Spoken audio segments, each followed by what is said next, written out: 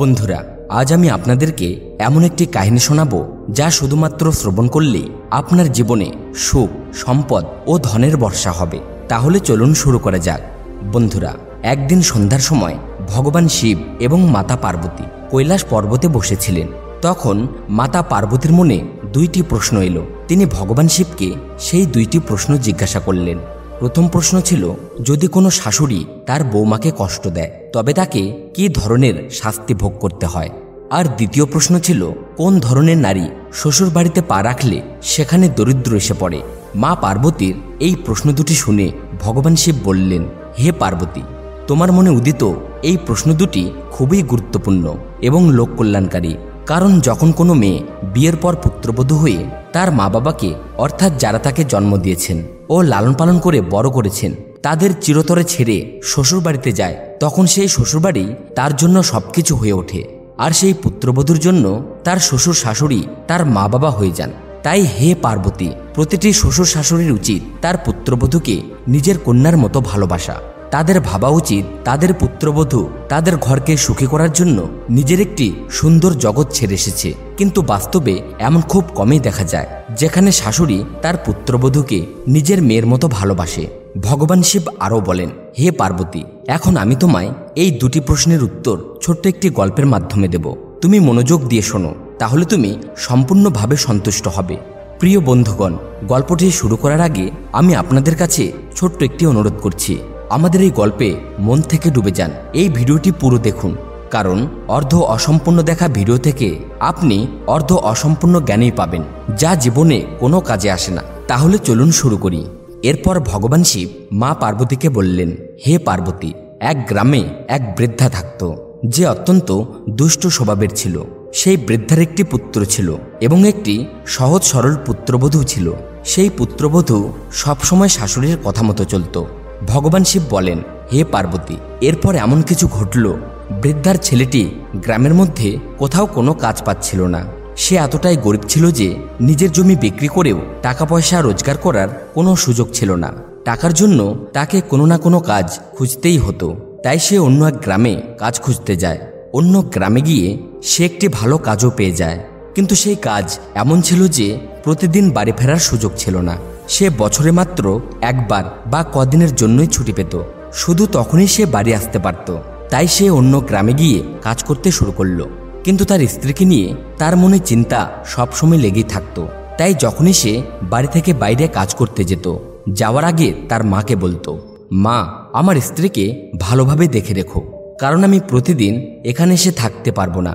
ছেলের কথা শুনে বৃদ্ধা বলতো, হ্যাঁ পুত্র, তুমি একদম চিন্তা করো না, আমি তোমার স্ত্রীর খুব যত্ন নেব, তার কোনো কষ্ট হতে দেব না। তুমি নিশ্চিন্তে অন্য গ্রামে কাজ করতে যাও, স্ত্রীকে নিয়ে ভাবনা করো না, ওকে আমার কাছে রেখে নিশ্চিন্তে যাও। ভগবান শিব বলেন, হে পার্বতী, এইভাবে মিথ্যা আশ্বাস দিয়ে নিজের ছেলেকে বাড়ি থেকে দূরে পাঠিয়ে নিজের পুত্রবধূকে ভীষণ কষ্ট দিতে শুরু করে। এইভাবে সময় ধীরে ধীরে কাটতে থাকে। সেই পুত্রবধূ শাশুড়ির গালমন্দ সহ্য করেও সব সময় চুপ থাকত। শাশুড়ি যতই খারাপ বলতো, অপমান করত, সে কখনো কোনো প্রতিবাদ করত না, কারণ সে ছিল অত্যন্ত সংস্কারী এবং সে নিজের শাশুড়িকে নিজের মা মনে করেই ভালোবাসত। এরপর সময় কেটে গেল। একদিন সেই বৃদ্ধার ছেলে ছুটি নিয়ে বাড়ি এলো। সে 2 দিন বাড়িতে থাকলো, কিন্তু তার স্ত্রী কোনো অভিযোগ করল না। ছুটির শেষে আবার কাজের উদ্দেশ্যে বেরিয়ে যাওয়ার আগে ছেলে মাকে বলল, মা, আমার স্ত্রীর যত্ন নিও, সে খুবই ভালো, তোমাকে খুব ভালোবাসে, কারণ আমি প্রতিদিন বাড়ি আসতে পারি না। ছেলের এই কথা শুনে সেই বৃদ্ধা বলে, ঠিক আছে পুত্র, তুমি কোনো চিন্তা করো না, আমি তোমার স্ত্রীকে খুব যত্নে রাখি এবং ভবিষ্যতেও রাখবো, কারণ ও শুধু তোমার স্ত্রী নয়, আমার মেয়েও। ভগবান শিব বলেন, হে পার্বতী, এইভাবে ছেলে বাড়ি থেকে চলে যাওয়ার পর পুরো বাড়ি যেন সেই বৃদ্ধার রাজত্ব হয়ে ওঠে। তখন আর কে সামলাবে পুত্রবধূকে? বরং সে যতটা সম্ভব বৌমাকে কষ্ট দিতে শুরু করে। সে নিজে পা ছড়িয়ে আরাম করে বসে থাকত, আর বৌমার কাঁধে বাড়ির ও মাঠের সব কাজ চাপিয়ে দিত। খুব ভোরবেলা তাকে জোর করে জাগিয়ে দিত, তারপর রান্না করা, বাসন মাজা, জল ভরে আনা সব কাজ করাতো। এরপর কখনো তাকে জঙ্গলে কাঠ কুড়োতে পাঠায়। সারাদিনই সে খুব পরিশ্রম করত, বিশ্রাম করার কোনো সুযোগ পেত না। এমনকি বৃদ্ধা তাকে ঠিকমতো খেতেও দিত না। কখনো শুধু জল, কখনো আবার আগের দিনের বাসি খাবার খেতে দিত। ভগবান শিব বলেন, হে পার্বতী, সেই হতভাগা বৌমা সব কাজ চুপচাপ করে যেত। শাশুড়ির কোনো আদেশ কখনো অমান্য করত না, মুখের ওপর কোনো কথা বলতো না, কখনো রাগ প্রকাশও করত না। রাত হলে সে খুব কষ্টে থাকত, তার শরীর ব্যথায় ভরে যেত, কিন্তু সে কখনো নিজের স্বামীকে এসব বলতো না, কারণ সে চাইতো না যে তার কারণে ঘরে অশান্তি হোক বা তার স্বামী যিনি অন্য গ্রামে কাজ করেন তিনি চিন্তিত হন। ভগবান শিব বলেন, হে পার্বতী, এভাবেই দিনের পর দিন কেটে যাচ্ছিল। তারপর হঠাৎ একদিন বৃদ্ধা জানতে পারল যে তার পুত্রবধূ গর্ভবতী। তখন সে খুবই বিচলিত হয়ে পড়ে। সে ভাবতে লাগলো, আমার একমাত্র ছেলে উপার্জন করছে, যদি এখন একটা সন্তান জন্মায়, এখন যদি আরেকজন খাওয়ার মানুষ এসে যায়, তবে তো বোঝা আরও বাড়বে। উপরন্তু শিশু যখন জন্মাবে তখন বৌমা তো আর কোনো কাজ করবে না, আমাকেই সব সামলাতে হবে, সব কাজ তো আমাকেই করতে হবে। ভগবান শিব বলেন, হে পার্বতী, সেই বৃদ্ধা যখন নিশ্চিত হয় যে তার বৌমা গর্ভবতী, তখন সে তাকে আরও বেশি কষ্ট দিতে থাকে। সেই বৌমাকে প্রচুর কাজ করতে বলে। বৌমা তবুও এমন অবস্থাতেও ঘরের সমস্ত কাজ করে এবং শাশুড়ির আদেশ মতো সব দায়িত্ব পালন করে। এভাবে কয়েক মাস কেটে যায়। তারপর যখন বৌমার গর্ভকাল 9 মাস পূর্ণ হয়, তখন তার প্রসবের সময় ঘনিয়ে আসে এবং তার পেটে ব্যথা শুরু হয়। প্রসব বেদনায় কষ্টে ছটফট করতে থাকে। সে শাশুড়িকে বলে, মা, মনে হচ্ছে আমার সন্তান জন্ম দেওয়ার সময় এসে গেছে, অনুগ্রহ করে দয়া করে একজন আয়া ডেকে আনুন। তখন শাশুড়ি বলে, আয়ার কোনো প্রয়োজন নেই, আমি তোকে একটা লেবু দিচ্ছি, এই লেবুটা নিয়ে দূরের কোনো জঙ্গলে চলে যা এবং সেখানেই লেবুটা খেয়ে নিস, তখনই তোর প্রসব হয়ে যাবে। কিন্তু আমার একটা কথা ভালো করে শুনে রাখ, যদি তোর গর্ভ থেকে ছেলে সন্তান জন্মায় তাহলে তাকে নিয়ে ঘরে ফিরে আসবি, আর যদি মেয়ে সন্তান জন্মায় তাহলে তাকে নিয়ে কখনোই ঘরে ফিরে আসবে না। ভগবান শিব বলেন, হে পার্বতী, সেই হতভাগা বৌমা প্রসব বেদনায় ছটফট করতে করতে শাশুড়ির বলে দেওয়া পথ অনুসরণ করে লেবু নিয়ে সেই জঙ্গলে চলে যায়, যেই জঙ্গলের কথা তার শাশুড়ি বলেছিল। সেই জঙ্গলে গিয়ে যখন সে লেবু খায়, তার কিছুক্ষণের মধ্যেই তার একটি কন্যা সন্তান জন্ম নেয়। ভগবান শিব বলেন, হে পার্বতী, সেই বৌমা আদরের সঙ্গে তার কন্যাকে বুকের দুধ খাওয়ায়, তাকে ভালোবাসে, কারণ সে জানত যেহেতু সে মেয়েটিকে লেবু খেয়ে জন্ম দিয়েছিল, তাই সে তার মেয়ের নাম রাখে নিম্বাবলী। এরপর সে এমন একটি জায়গা খুঁজতে থাকে যেখানে সে তার মেয়েকে লুকিয়ে রাখতে পারে। শেষ পর্যন্ত সে এক বিশাল গাছের কোটরে একটি জায়গা খুঁজে পায়। সেই গাছের উপরে অনেক পাখির বাসা ছিল। তখন সে তার কন্যা নিম্বাবলীকে সেই কোটরে রেখে গাছে থাকা পাখিদের উদ্দেশ্যে বলে, হে পাখিরা, আমি যদি আমার মেয়েকে বাড়ি নিয়ে যাই তাহলে আমার শাশুড়ি শুধু আমাকেই নয়, আমার মেয়েকেও মেরে ফেলবে। তাই আমি আমার কন্যা নিম্বাবলীকে তোমাদের ভরসায় এখানে রেখে যাচ্ছি। যদি সম্ভব হয় তবে তোমরা আমার মেয়েটার যত্ন নিও। ভগবান শিব বলেন, হে পার্বতী, এই কথা বলে সেই বৌমা বাড়ি ফিরে আসে। যেই সে বাড়ি ফিরে আসে, তার শাশুড়ি বুঝে যায় যে বৌমার কন্যা সন্তান হয়েছে, কারণ সে আগে থেকেই বলে রেখেছিল যদি ছেলে হয় তাহলে তাকে ঘরে নিয়ে আসবি, আর মেয়ে হলে নিয়ে আসবি না। সে বুঝে যায় যে বৌমা ভয়ে তার মেয়েকে জঙ্গলে ফেলে এসেছে। ভগবান শিব বলেন, হে পার্বতী, তখন সেই বৌমা শাশুড়িকে বলে, মা আমার কন্যা হয়েছে, তাই তাকে নিয়ে আসেনি। এই কথা শুনে সেই বৃদ্ধা চেঁচিয়ে উঠল এবং বলল, আমার বৌমা একটা রাক্ষসী, সে নিজের সন্তানকে খেয়ে ফেলেছে। ভগবান শিব বলেন, হে পার্বতী, এরপর থেকে সেই বৃদ্ধা বৌমাকে আরও বেশি কষ্ট দিতে থাকে, তাকে সকলের সামনে অপমান করে। তবুও সেই বৌমা মুখে কিছু না বলে সব সহ্য করে। সে মনে মনে শুধু এতেই শান্তি পায় যে ভগবানের কৃপায় তার মেয়ে এখনো বেঁচে আছে। এরপর থেকে সে প্রতিদিন গরু চড়ানোর অজুহাতে জঙ্গলে যায়, আর গাছের কোঠরে থাকা নিজের কন্যা নিম্বাবলীকে দুধ খাওয়ায়, আদর করে। এইভাবে কিছুদিন কেটে যায়। নিম্বাবলী ধীরে ধীরে বড় হতে থাকে এবং 1 বছর কেটে যায়। তারপর সেই বৃদ্ধার ছেলে ছুটিতে বাড়ি ফিরে আসে। যে সে বাড়িতে প্রবেশ করে, তখন তার মা সঙ্গে সঙ্গে তাকে বলে, বাবা, তোর স্ত্রী তো মানুষ নয়, সে একটা ডাইনি, সে জীবন্ত মানুষ খেয়ে ফেলেছে। তোর একটি মেয়ে হয়েছিল, কিন্তু তোর স্ত্রী তাকে খেয়ে ফেলেছে। ভগবান শিব বলেন, হে পার্বতী, তার ছেলে মায়ের স্বভাব খুব ভালো করেই জানত।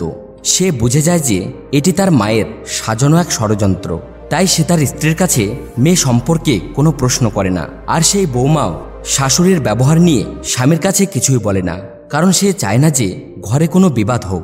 ভগবান শিব বলেন, হে পার্বতী, সেই বৃদ্ধার ছেলে কিছুদিন বাড়িতে থেকে আবার কাজের জন্য অন্য গ্রামে চলে যায়। এই সময়ের মধ্যে সেই বৌমা আবার গর্ভবতী হয়ে পড়ে। বৃদ্ধা যখন জানতে পারে বৌমা আবার গর্ভধারণ করেছে, তখন সে খুবই রাগান্বিত হয়ে ওঠে এবং আগের চেয়েও বেশি কষ্ট দিতে শুরু করে। ভগবান শিব বলেন, হে পার্বতী, দ্বিতীয়বার যখন বৌমার 9 মাস পূর্ণ হয় তখন তার প্রসব ব্যথা শুরু হয়। সে আগের মতোই শাশুড়িকে ডেকে বলে, মা, দয়া করে একজন আয়াকে ডেকে আনুন। কিন্তু শাশুড়ি আবারও আয়াকে ডাকে না, বরং এইবার সে এক মুঠো জিরে এনে বৌমার হাতে দিয়ে বলে, এই জিরে নিয়ে তুমি আবার জঙ্গলে চলে যাও, সেখানে গিয়ে খেলে তোমার প্রসব ঠিকমতো হবে। কিন্তু মনে রেখো, যদি এবার ছেলে হয় তবে ঘরে নিয়ে আসবে, আর যদি মেয়ে হয় তবে নয়। ভগবান শিব বলেন, হে পার্বতী, সেই বৌমা আবার সেই নির্জন জঙ্গলে গিয়ে জিরে খেয়ে নেয়। এইবারও তার প্রসব হয় এবং আবার এক সুন্দর কন্যা সন্তান জন্ম নেয়। মেয়ের জন্ম হতেই সে তার মেয়েকে আগলে রাখে, দুধ খাওয়ায়, যত্ন নেয়। যেহেতু এবার সে এই মেয়েটিকে জিরে খেয়ে জন্ম দিয়েছিল, তাই মেয়ের নাম রাখে রাবতী। তারপর প্রথম কন্যাটিকে যেখানে রেখেছিল সেই একই গুহায় গিয়ে দ্বিতীয় কন্যাকেও রেখে আসে এবং পাখিদের বলে, যদি সম্ভব হয় তাহলে দয়া করে ওর খেয়াল রেখো। এইটুকু বলে সে আবার বাড়ি ফিরে আসে। এইদিকে পুত্রবধূ বাড়ি ফিরতেই শাশুড়ি আগের চেয়েও বেশি জোরে চিৎকার করতে শুরু করে এবং গ্রামের লোকজনদের ডেকে বলে, আমার পুত্রবধূ এবারও একটি কন্যা সন্তান জন্ম দিয়ে তাকে খেয়ে ফেলেছে, ও একটা ডাইনি। কিন্তু এবারও পুত্রবধূ শাশুড়ির চিৎকারে কান দেয় না, আর গ্রামের লোকজনেরাও বৃদ্ধার কথা বিশ্বাস করে না। ভগবান শিব বলেন, হে পার্বতী, এরপর প্রায় 1 বছর কেটে যায়। আবার তার স্বামী বাড়ি ফিরে আসে। ছেলেকে ফিরতে দেখে বৃদ্ধা আবার আগের মতোই বৌমার নামে নালিশ করে এবং বলে, এবারও তোর বউ একটা মেয়ে সন্তান জন্ম দিয়ে তাকে খেয়ে ফেলেছে, সে একটা ডাইনি, একটা রাক্ষসী।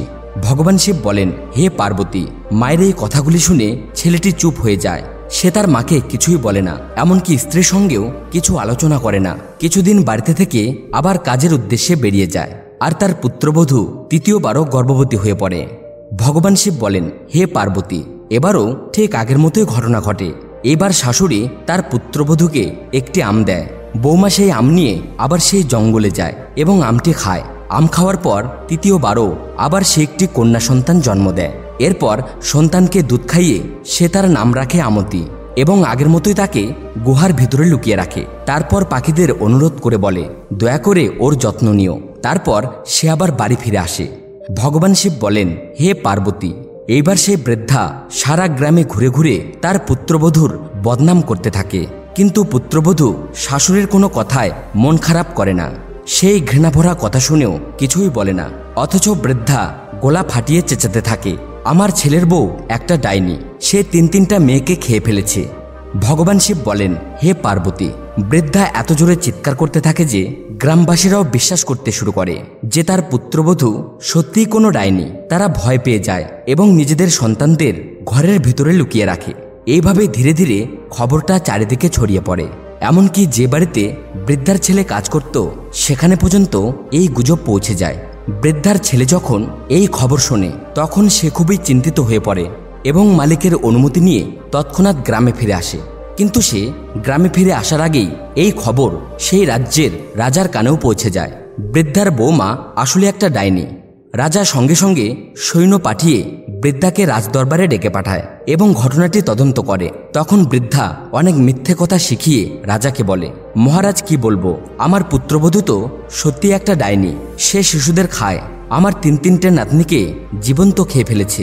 বৃদ্ধার কথা শুনে রাজা ক্রোধে ফেটে পড়েন এবং সৈন্যদের আদেশ দেয়, চৌরাস্তার মোড়ে একটি ফাঁসি তৈরি করো, আর যেখানেই থাকুক বৃদ্ধার সেই পুত্রবধূকে তুলে নিয়ে এসো, অবিলম্বে তাকে ফাঁসিতে চড়িয়ে দাও। ভগবান শিব বলেন, হে পার্বতী, রাজা যা আদেশ দেন সৈন্যরা সঙ্গে সঙ্গে তা পালন করে। তারা দ্রুত ফাঁসির মঞ্চ তৈরি করে ফেলে এবং সেই পুত্রবধূকে ধরে রাজ দরবারে নিয়ে আসে। রাজা তখন জিজ্ঞেস করেন, তোমার শাশুড়ি যা বলছে তা কি সত্য? তুমি কি তোমার 3টি কন্যা সন্তানকে জীবন্ত খেয়ে ফেলেছ? কিন্তু রাজা এই কথা জিজ্ঞেস করলে পুত্রবধূ মাথা নিচু করে দাঁড়িয়ে থাকে। তার নীরবতা দেখে রাজা নিশ্চিত হয়ে যায় যে বৃদ্ধার কথাই সত্যি, এই নারী সত্যি একটা ডাইনি। রাজা সঙ্গে সঙ্গে সৈন্যদের আদেশ দেয়, এই নারীকে ফাঁসিতে চড়াও। সৈন্যরা তখন তাকে নিয়ে চৌরাস্তার মোড়ে গিয়ে জড়ো হয়। এরপর রাজাও বাইরে এসে উপস্থিত হন এবং রাজদরবারের সব মন্ত্রী ও সৈন্যরা সেখানে একত্রিত হন। ভগবান শিব বলেন, হে পার্বতী, এইদিকে যখন বৌমাকে ফাঁসিতে চড়ানোর প্রস্তুতি চলছে ওদিকে তার স্বামীও বাড়ি ফিরে আসে। সে বাড়ি ফিরে দেখে বাড়িতে কেউ নেই। বাড়ির দরজা জানলা সব বন্ধ এবং তাতে তালা লাগানো। সে খুবই চিন্তিত হয়ে পড়ে এবং পাশের বাড়ির এক প্রতিবেশীকে জিজ্ঞেস করে কি হয়েছে। প্রতিবেশীরা জানায় তোমার মা এবং স্ত্রীকে রাজা তার রাজ দরবারে রেখেছেন এবং সে ভয় পেয়ে রাজ দরবারের দিকে ছুটে যায়। রাজ দরবারে গিয়ে জানতে পারে যে তার স্ত্রীকে ফাঁসি দেওয়ার জন্য চৌরাস্তার মোড়ে নিয়ে যাওয়া হচ্ছে। তখন সে দ্রুত চৌরাস্তার দিকে ছুটে যায়। চৌরাস্তার মোড়ে পৌঁছাতেই সে দেখে রাজা, প্রধান সিপাহী ও গ্রামবাসীরা একত্রিত হয়েছেন এবং কিছুক্ষণের মধ্যেই তার স্ত্রীকে ফাঁসিতে চড়ানো হবে। সে তৎক্ষণাৎ রাজার সামনে দাঁড়িয়ে হাত জোর করে কাকুতি মিনতি করে বলে, মহারাজ, অনুগ্রহ করে আমার স্ত্রীকে ফাঁসিতে চড়ানোর আদেশ কিছুক্ষণ থামান। আমাকে একটু সময় দিন, যাতে আমি আমার মা ও স্ত্রীর কাছ থেকে সব সত্য কথা জানতে পারি। যদি আমার স্ত্রী অপরাধী হয় তাহলে আমি বলবো আপনি তাকে ফাঁসিতে চড়িয়ে দিন। ভগবান শিব বলেন, হে পার্বতী। এইভাবে বলায় রাজার মনে কিছুটা দয়া জাগল এবং সেই সৈন্যদের কিছু সময় ফাঁসির আদেশ স্থগিত রাখতে বললেন। এরপর বৃদ্ধার ছেলে তার মাকে জিজ্ঞেস করে, মা, ভগবানের নাম নিয়ে সত্যি কথা বলো। কিন্তু সেই বৃদ্ধা নিজের ছেলেকেও মিথ্যে কথা বলে। হ্যাঁ, সে একটা ডাইনি। সে তার 3টি মেয়েকে খেয়ে ফেলেছে। ভগবান শিব বলেন, হে পার্বতী। কিন্তু ছেলের মায়ের কথা বিশ্বাস হয় না, কারণ সে জানতো তার স্ত্রী খুব ভালো, সৎ, কখনো মিথ্যে বলে না, শাশুড়ির সেবা করে, সন্তান পাওয়ার আশায় দিনরাত অপেক্ষা করে। এমন একজন নারী কিভাবে সন্তান খেয়ে ডাইনি হতে পারে? এইসব ভাবতে ভাবতে সে নিজের স্ত্রীকে শপথ করিয়ে জিজ্ঞেস করে, তুমি আমাকে সত্যি বলো, আমাকে মিথ্যে বলবে না। ভগবান শিব বলেন, হে পার্বতী। তখন সেই পুত্রবধূ সমস্ত ঘটনা তার স্বামীকে জানিয়ে দেয়, কিন্তু কেউ তার কথাকে সত্য বলে বিশ্বাস করতে চায় না। তখন সে বলে, সত্যটা কি তা আপনারা সবাই নিজের চোখেই দেখে নিন। এরপর সে তার স্বামীকে নিয়ে সেই গুহায় নিয়ে যায়, যেখানে সে তার 3 কন্যাকে লুকিয়ে রেখেছিল। সেখানে গিয়ে স্নেহের সাথে সে তার মেয়েদের নাম ধরে ডাকে। নিম্বা বলি, প্রিয় কন্যা, আমি বিপদে আছি, আমাকে রক্ষা করো। রাবতী, আমার মেয়ে, আমি খুব বিপদে আছি, আমাকে রক্ষা করো। আমতি, আমার কন্যা, আমি খুব বিপদে আছি, আমাকে রক্ষা করো। ভগবান শিব বলেন, হে পার্বতী। যখন পুত্রবধূ তার 3 কন্যাকে স্মরণ করল, তখন তৎক্ষণাৎ তার 3 কন্যা জঙ্গল থেকে দৌড়ে এসে মায়ের কাছে চলে আসে এবং তাকে আঁকড়ে ধরে। এই দৃশ্য দেখে তার স্বামী সত্যটা বুঝতে পারে এবং রাজাসহ সবাই তার কথা বিশ্বাস করে এবং পুত্রবধূর কথা সত্য প্রমাণিত হয়। ভগবান শিব বলেন, হে পার্বতী। রাজা তখন ক্রোধিত হয়ে সেই বৃদ্ধাকে প্রশ্ন করেন, এখন বলো সত্যটা কি? বৃদ্ধা ভয় পেয়ে কাঁপতে শুরু করে, কিন্তু সত্য বলতে তাকে বাধ্য হতে হয়। রাজা যখন সঠিক সত্য জানল, তখন তিনি বৃদ্ধাকে ফাঁসিতে চড়িয়ে দেন এবং পুত্রবধূকে মুক্তি দেওয়ার নির্দেশ দেন। রাজা পুত্রবধূর সৎ চরিত্র দেখে খুবই খুশি হন এবং বৃদ্ধার ছেলেকে বলেন, আজ থেকে কাজের জন্য তোমাকে আর অন্য কোনো গ্রামে যেতে হবে না, আমি তোমাকে এই গ্রামেই কাজ দেব। তুমি তোমার স্ত্রী ও সন্তানদের নিয়ে এখানেই শান্তিতে বসবাস করো। ভগবান শিব বলেন, হে পার্বতী। তখন সেই বৃদ্ধার ছেলে রাজার কাছে এসে হাত জোর করে বলে, মহারাজ, আপনি আমার প্রতি খুব দয়া করেছেন। এই বলে সে তার স্ত্রী ও সন্তানদের নিয়ে বাড়ি ফিরে আসে। ভগবান শিব বলেন, হে পার্বতী। পুত্রবধূ অত্যন্ত সৎ ছিল এবং লক্ষ্মীদেবীর উপাসিকা ছিলেন। বাড়ি ফিরে এসে সে লক্ষ্মীদেবীকে স্মরণ করে রাতে ঘুমিয়ে পড়ল। তখন লক্ষ্মীদেবী সেই পুত্রবধূকে স্বপ্নে দেখা দিয়ে বললেন, কন্যা, তুমি এখনো পর্যন্ত দুঃখ দারিদ্র্যে যে জীবন কাটিয়েছ, তার কারণ আজ আমি তোমাকে বলবো। তুমি শ্বশুরবাড়িতে আসার আগে এই বাড়ি ছিল সমৃদ্ধ, কিন্তু যেদিন থেকে তুমি এই বাড়িতে প্রবেশ করলে, সেদিন থেকেই বাড়িতে দরিদ্রতা শুরু হলো। এর পেছনের আসল কারণ কি? ভগবান শিব বলেন, হে পার্বতী। তখন লক্ষ্মীদেবী পুত্রবধূকে বলেন, মা, তুমি সবসময় মনে রেখো, যখন কোনো মেয়ে বিয়ে করে শ্বশুর বাড়িতে যায়, যদি সে এই 3টি জিনিস নিয়ে শ্বশুর বাড়িতে প্রবেশ করে, তবে বুঝে নিও সেই বাড়িতে অশান্তি সৃষ্টি হবে এবং তার প্রভাব তার স্বামীর জীবনেও পড়ে, যার ফলে বাড়িতে দারিদ্রতা আসে।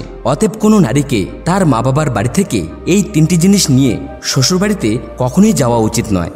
লক্ষ্মীদেবী বলেন, প্রথমত, বিয়ের পর রাঁধুনি হবার সময় মেয়েকে তার মা বাবার বাড়ি থেকে চুল্লি বা চুলা দেওয়া হয়। কিন্তু মনে রেখো, যদি কোনো নববধূ নিজের মা বাবার বাড়ি থেকে চুল্লি বা চুলা নিয়ে শ্বশুর বাড়িতে প্রবেশ করে, তবে তার প্রভাব সরাসরি তার সংসারে পড়ে।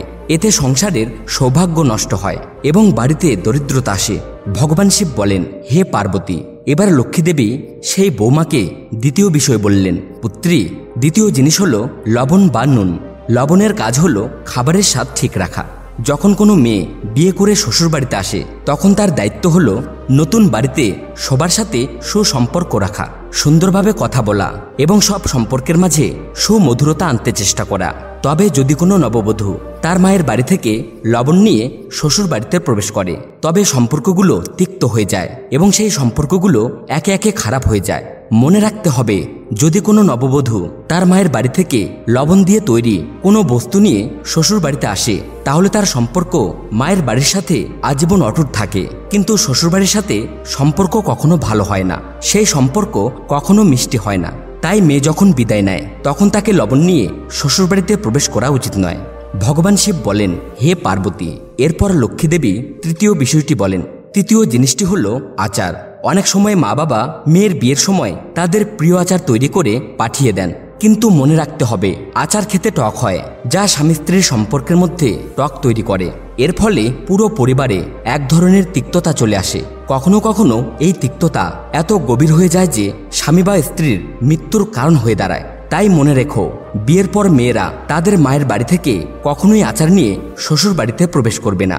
ভগবান শিব বলেন, হে পার্বতী।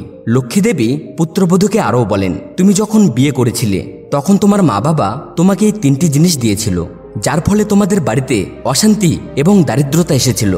ভাগ্যদেবী রুষ্ট হয়ে গিয়েছিল।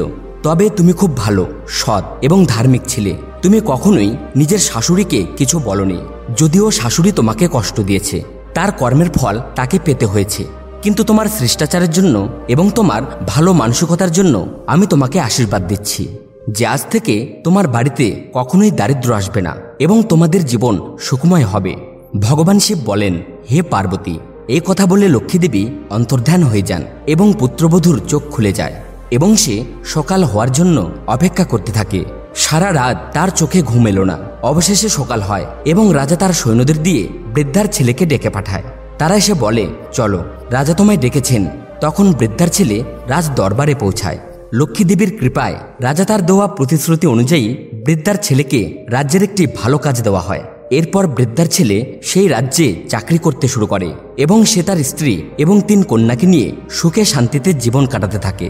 ভগবান শিব বলেন, হে পার্বতী, এখন তুমি তোমার প্রশ্নের উত্তর শোনো। তোমার প্রথম প্রশ্ন ছিল, সেই শাশুড়িকে কে শাস্তি দেওয়া উচিত যে তার বৌমাকে প্রতিনিয়ত অত্যাচার করে? তাকে তার কর্মের ফল হিসেবে ফাঁসিতে চড়ানো হয়, যেমন সেই বৃদ্ধাকে ফাঁসিতে চড়ানো হয়েছিল। শাস্তির পর সেই শাশুড়ি হয়তো বলে, আমাকে ছেড়ে দাও, আমাকে মুক্তি দাও, আমি আর কখনো আমার বৌমাকে কষ্ট দেব না। কিন্তু তাকে ছেড়ে দেওয়া হয় না, তাকে তার পাপের শাস্তি ভোগ করতেই হয়। তোমার দ্বিতীয় প্রশ্ন ছিল, কোন নারী শ্বশুরবাড়িতে পা রাখলে সেখানে দরিদ্র এসে পড়ে, তার কারণ কি? তুমি জানো, বিয়ের পর কোনো নববধূকে তার মা বাবার বাড়ি থেকে এই 3টি জিনিস নিয়ে কখনোই শ্বশুরবাড়িতে প্রবেশ করা উচিত নয়। প্রথম হলো চুল্লি, দ্বিতীয় হলো নুন, আর তৃতীয় হলো আচার। যদি কোনো নববধূ এই 3টি জিনিস নিয়ে শ্বশুর বাড়িতে প্রবেশ করে তাহলে তার জীবনে দারিদ্র্য আসতে বাধ্য। তো বন্ধুরা, এই গল্পটি তোমার পরিবারের সকল সদস্যদের শোনাও। আমি নিশ্চিত যে এরপর থেকে শাশুড়ি ও বৌমার মধ্যে ভালো সম্পর্ক হবে এবং ঘরে কখনো দারিদ্র্য আসবে না। ভাগ্যের দেবী লক্ষ্মী কখনো রুষ্ট হবেন না। আমি আশা করি ভিডিওটি আপনাদের পছন্দ হয়েছে। যদি পছন্দ হয় তবে ভিডিওতে একটি লাইক দিবেন আর কমেন্ট বক্সে পুরো শ্রদ্ধার সাথে লিখবেন, হর হর মহাদেব।